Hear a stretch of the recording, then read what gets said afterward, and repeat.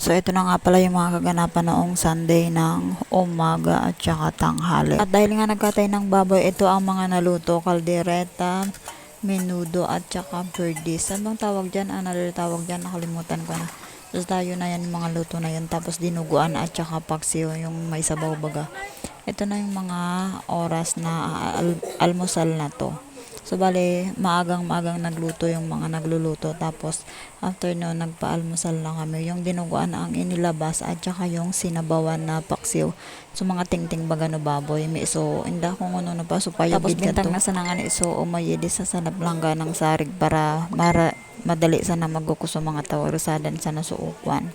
And then, nagiros man na di sa lagtay, di nagpreso, nagibasa si Lola Diling. Tapos, iyan na din sinara nagkaraan.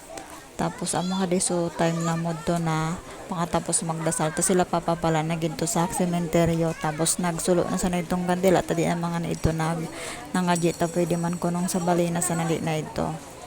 So ang mga deso time na nagpakaon na kami ng mga bisita. So bali ayan nagiros na sana sa plato ng mga panira para ukuna sana sinritong ulam sa lamesa.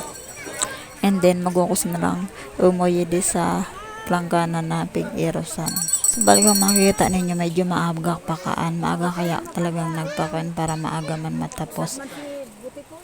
So, balik kadakol nga ning nagiri yan. Di sana nakikita sa video ta. Saki-saki ko pa kan binidyoan. Tapos sa iba, ito sa poro. So, dakol talaga siya. Tanaubos nga ni. So, pigbonong manok. Naubos siya. So, tira-tira yan. Tinarang panggabi or etc. So ibang hindi naman na ipadaran sa mga nagluto gayud din dadi ko aram. Tapos bakit ako hindi naman niya nagkanta, sabi ko busog pa ako, nagsakit kaya ako namaw. So pinamaban ko, so nagluto ning pulutan na mga katupato, pig, adobado kuno kadto. Basta marang siya nagustuhan ko sa pagkaluto. So amo kadtukan pinamawan ko ng buwas. Kaya busog pa ko yan, takadugay pangasan pasanangan ni kan. So habang nagkaroon ko si ready ako ni kan, nangukuha akong bayawas. Mangga nga iso aanap ko kaso gada naman bunga so mangga. Kain pa man ko na pero okay naman sana. So nakatanin nyo kan kain nga ni mga motor na nakapark yan. Tanakalag gani kan motor yan.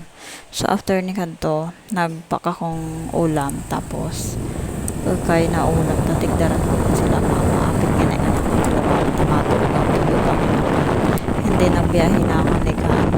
Ligaw na ako. Kasi hindi ako nangagisa was na sa mangga para dire-diretso na din ako magparalibot din ako magagipang pulangki. So ayun lang for today's video. Bye bye.